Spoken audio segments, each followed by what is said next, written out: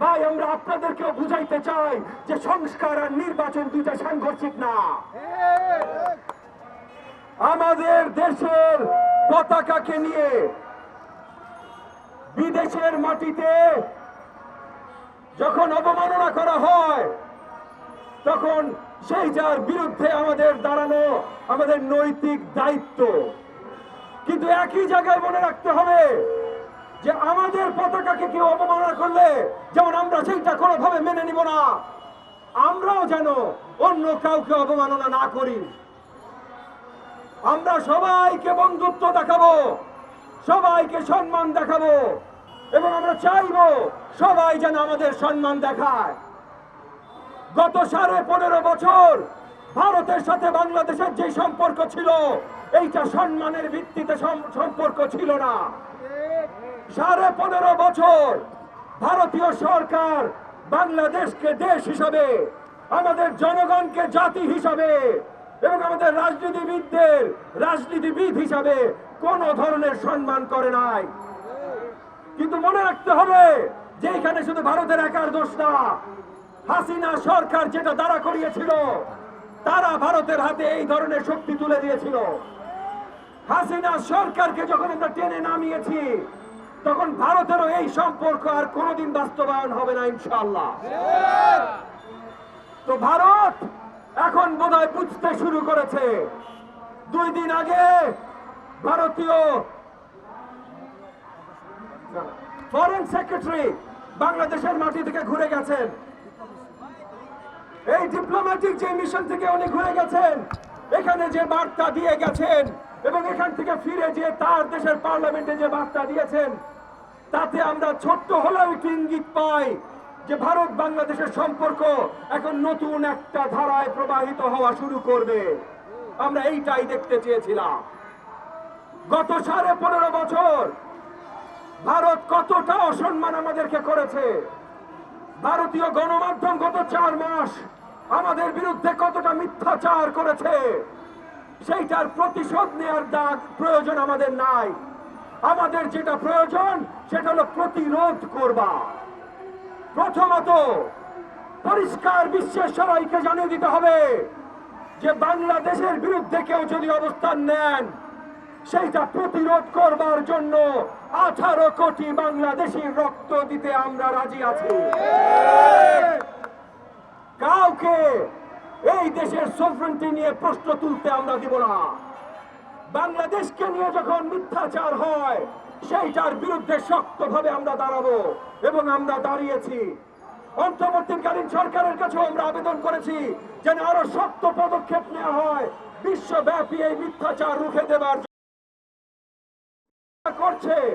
আমরা সাধুবাদ জানাই, তবে আমরা এটাও বলি যে আরো অনেক বেশি করা দরকার। আমরা আমাদের জায়গা থেকেও সবাই চেষ্টা করছি। আজকে উপস্থিত আমার গণমাধ্যমের অনেক ভাই ও বোনেরা আছেন, আপনাদের কাছে আমি আকুল আবেদন জানাচ্ছি আপনারা আপনাদের জায়গা থেকে আমাদের দেশের সঠিক চিত্রটা বিশ্বব্যাপী তুলে ধরার জন্য কাজ করেন প্লিজ। বিশেষ করে বিদেশি ভাষায় পশ্চিমা দেশগুলোতে তুলে ধরাটা সবচেয়ে বেশি গুরুত্বপূর্ণ। এখন ভুলে গেলে চলবে না যে ভারতের মিডিয়া যেমন আমাদের বিরুদ্ধে কথা বলছে, বিজেপি সরকার যেমন আমাদের বিরুদ্ধে দাঁড়াতে চেষ্টা করছে, ভারতের জনগণ কিন্তু বিজেপি সরকার না। ভারতের জনগণ কিন্তু জুলাই আগস্ট মাসে আমাদের জন্য মিছিল করেছে। ভারতের বড় বড় বিশ্ববিদ্যালয় থেকে লম্বা লম্বা হাসিনা বিরোধী মিছিল বেরিয়েছে। আমরা যেমন করেছি আমাদের সাথে সলিডারিটিতে ভারতের তরুণরাও করেছে। আজকে সেই তরুণদেরও জানানো প্রয়োজন যে এই যে মোদী সরকার যে মিথ্যাচার করছে এটা তাদের উপরেও আগামীতে নিপীড়ন করার জন্য মিথ্যাচার করছে।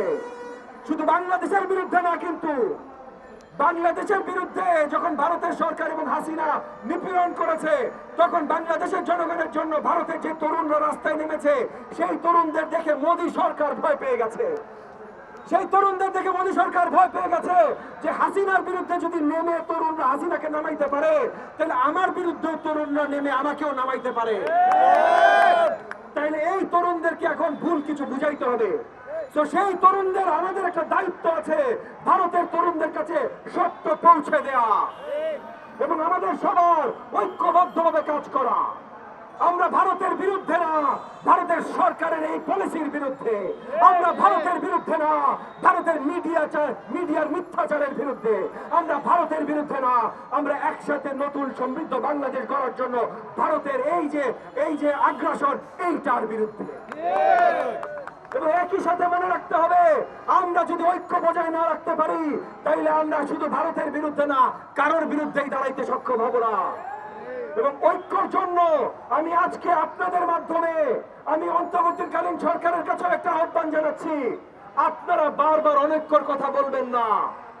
রাজনৈতিক মহলে আমরা যারা আছি, যতগুলো দল আছি, এক দফা আন্দোলনে যারা ছিলাম, হাসিনাকে সরানোর জন্য রাজপথে রক্ত যারা দিয়েছি, তারা প্রথম থেকে বলে আসছি যে অন্তর্বর্তীকালীন সরকার ব্যর্থ হইতে পারবে না। অন্তর্বর্তীকালীন সরকার আমাদের সরকার, তাদের যা প্রয়োজন, যেটা করা প্রয়োজন আমরা সবকিছু করব, তাদের সাপোর্টে সবকিছু করব, তাদের ব্যর্থ হইতে দিব না। কিন্তু আমরা অনেক কষ্ট পাই, আমরা অনেক দুঃখ পাই যখন অন্তর্বর্তীকালীন সরকারের কোন উপদেষ্টা মিডিয়ার সামনে, জনগণের সামনে বলেন যে রাজনৈতিক দলগুলো তাদেরকে ব্যর্থ করার জন্য কাজ করছে। তারা যখন বলেন রাজনৈতিক দলগুলো সংস্কার চায় না, শুধু নির্বাচন চায়। ভাই, আমরা সংস্কার চাই, ভাই আমরা নির্বাচন চাই, ভাই আমরা আপনাদেরকেও বুঝাইতে চাই যে সংস্কার আর নির্বাচন দুইটা সাংঘর্ষিক না। মাঠের অলরাউন্ডার আমি, আর ঘরের allrounder Tylox. Tylox toilet cleaner, clean মানেই টাইলক্স। নির্বাচনের জায়গায় সেটা সময় মতো হইতে হবে, আমরা সেটা চাই। সংস্কারের জায়গায় সেটা কন্টিনিউয়াস হইতে হবে, আপনারাও করবেন। নির্বাচিত সরকার যখন আসবে ইনশাআল্লাহ, যদি জনগণ আমাদেরকে বেছে নেয়, আমরা যখন আসব তখন আমরাও করবো ইনশাআল্লাহ। দুইটা সাংঘর্ষিক না, দুইটা একসাথে হইতে হবে। এবং মনে রাখবেন ভাই, জনগণের কাছে দায়িত্ব দিতে হবে, এবং জনগণের কাছে দায়িত্ব একমাত্র ভোটের মাধ্যমেই দেওয়া যায়, অন্য কোন উপায় এখনো বের হয় নাই। শেখ হাসিনা সরকার বারবার একটা কথাই বলেছে যে জনগণের জন্য আমি এটা করছি, কিন্তু ভোট দেয় নাই। তার মানে সে পরিষ্কার করেছে জনগণের জন্য সে করে নাই।